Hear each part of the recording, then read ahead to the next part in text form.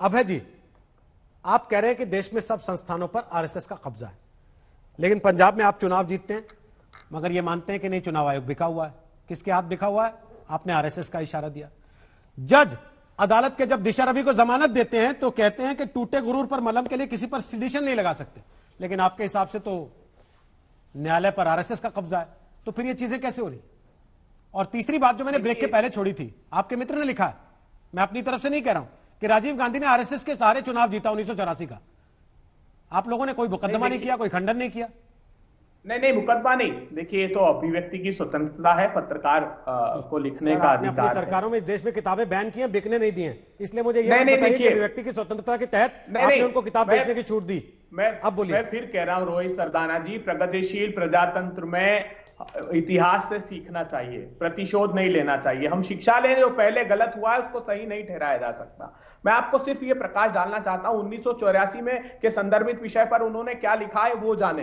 Congress party उस बात को नहीं ओन करती, लेकिन मैं ये प्रामाणिक रूप से कहता हूं कि इमरजेंसी को राष्ट्रीय स्वयंसेवक संघ के बाला साहब देवरस जी ने सही ठहराया था। एक नहीं, 3-3 चिट्ठियां लिखी इंदिरा गांधी जी को, उसके बाद चिट्ठी लिखी विनोबा भावे जी को कि मेरे पास उसका जवाब नहीं आया। चिट्ठी में उन्होंने लिखा प्रामाणिक रूप से कि मैं संजय गांधी जी के 20 सूत्री कार्यक्रम का समर्थन भी करता हूं। उसके बाद टीवी राजेश्वर, आप जानते हैं, आईबी के प्रमुख थे, उन्होंने अपनी किताब द क्रूशियल ईयर्स में भी इस बात का उल्लेख किया है। मैं उन इतिहास से प्रतिशोध नहीं लेना चाहता, लेकिन चूंकि राहुल जी ने कहा है, हम सब मानते हैं कि इमरजेंसी लगाना, प्रजातंत्र को स्थगित करना सही नहीं, लेकिन अघोषित रूप से जो प्रजातंत्र भारतीय जनता पार्टी ने स्थगित कर रखा है वो भी सही नहीं। आप कल्पना तो कीजिए, किससे गुहार लगाने जाए किसान, बताइए। राज्यसभा के कैमरे बंद कर दें, वोट डिवीजन की मांग ठुकरा दें, सुप्रीम कोर्ट में झूठा है रोहित जी ये कह दें कि हमने स्टेक होल्डर से कंसल्टेशन किया था,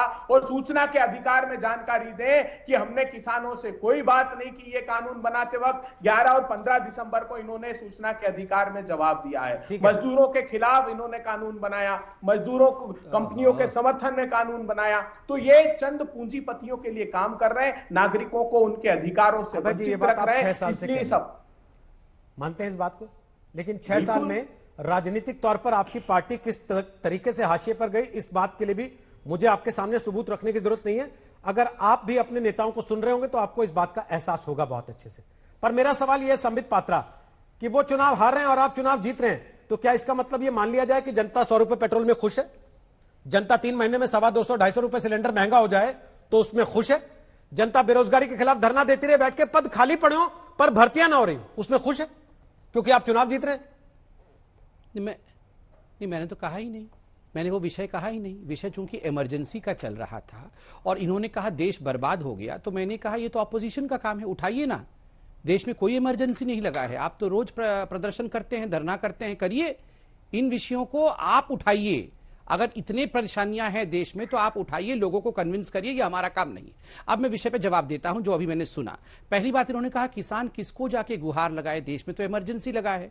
रोहित जी, आपने भी देखा, हमने देखा, हमने डिबेट किया, किसान सुप्रीम कोर्ट गए थे, सुप्रीम कोर्ट ने एक कमेटी बनाई, फिर इन्होंने सुप्रीम कोर्ट के जजों को ही कटघरे में खड़ा किया कि ये कमेटी कैसे बन सकती है जी, ये कमेटी तो देखिए रोहित जी मैं बहुत धैर्यपूर्वक सुनता हूं रोहित जी, और मैं आपके डिबेट में कोई चिल्लाना नहीं चाहता हूं रोहित जी। नहीं, मैंने आप देश के प्रतिष्ठित एंकर हैं, मैं आपसे रिक्वेस्ट करूंगा कि मैं किसान नहीं गए सुप्रीम कोर्ट, सिर्फ तथ्य ठीक कर रहा हूं। अच्छा, आप सुन लीजिए, उनकी बात तो सुन लीजिए। बोलिए संबित पात्रा, पूरा कीजिए।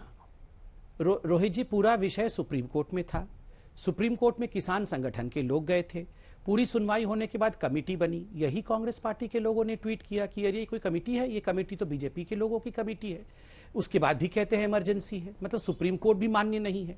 आर्मी सर्जिकल स्ट्राइक करती है, राहुल गांधी कहते हैं ये तो खून की दलाली है, इनके नेता कहते हैं ये तो सर्जिकल स्ट्राइक है। मतलब आर्मी कहे तो भी विश्वास नहीं है, आप कहते हैं ये तो इमरजेंसी है।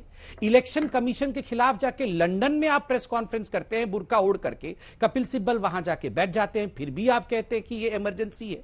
26/11 आरएसएस की साजिश ये कहते हैं, उसके बाद भी आप कहते हैं पाकिस्तान को क्लीन चिट देने के बाद कि इस देश में इमरजेंसी लगा हुआ है। अरे धिक्कार है, धिक्कार है। केवल और केवल अपने नेता को बचाने के लिए आप देश को इस प्रकार से नीचे गिराने की कोशिश कर रहे हैं। एक संस्था को आपने इस देश में अच्छा कहा है आज तक, एक संस्था को आपने इस देश में अच्छा कहा है। बिल्कुल सही कहा रोहित जी ने, जब दिशा रवि को बेल मिल जाए तो ये सुप्रीम कोर्ट सही हो जाए, ये हाई कोर्ट सही हो जाए, बेल किसी को ना मिले तो ये सब बिके हुए लोग हो जाएं। ये आपका फेलियर है, ये देश खराब नहीं हुआ है। दूसरी बात मैं आपको बता दूं, तो इमरजेंसी इसीलिए कहेंगे ना कि जिस दिन हम और आप बैठ के बात कर रहे हैं, अभी 6 बजे पूरा 1 घंटा डिबेट भी करेंगे इस पर, जो लोग आपके खिलाफ बोलते हैं उनके ऊपर इनकम टैक्स के छापे पड़ रहे हैं। अभी इस वक्त भी पूछताछ हो रही है उनसे पुणे में इनकम टैक्स की। चलिए मैं पूछता हूं, बोलता हूं इसका। आपको क्या लगता था इस देश में चोरी करेंगे और कोई छापा भी ना पड़े, कुछ भी ना हो? आप एक चोर था, हा हा हा ऐसे रावण की तरह मत हंसिए, आराम से बोलने दीजिए। आप याद करिए, एक इस देश में आदमी था जो एक इस देश में आदमी था जो पैसे भी लूटता था, फोन अ फ्रेंड करके पैसे भी बैंक से लेता था और हर फ्राइडे को एक कैलेंडर भी छापता था। अब रेड पड़ा है, अब एक्सट्रेडिशन चल रही है। एक एक्सट्रेडिट होके यहां पे आ रहा था जिसके साथ राहुल गांधी पार्टी बनाते थे। आपको क्या लगता है किसी के ऊपर रेड ना हो? मतलब ये इमरजेंसी है? ये इमरजेंसी नहीं है। करप्शन करेंगे तो पकड़े जाएंगे। दूसरी बात, यहां पर लोग बैठ के नारे देते हैं, भारत तेरे टुकड़े होंगे इंशाअल्लाह इंशाअल्लाह। राहुल गांधी उनके साथ खड़े नजर आते हैं। अफजल हम शर्मिंदा हैं, तेरे कातिल जिंदा है। आपको क्या लगता है इन लोगों को छोड़ देना चाहिए? इन लोगों को, उमर खालिद जैसे लोगों को जेल में नहीं भेजना चाहिए? अरे इनका बस चले तो ये तो उमर खालिद को अपना कैंडिडेट बना करके खड़ा करेंगे अमेठी से।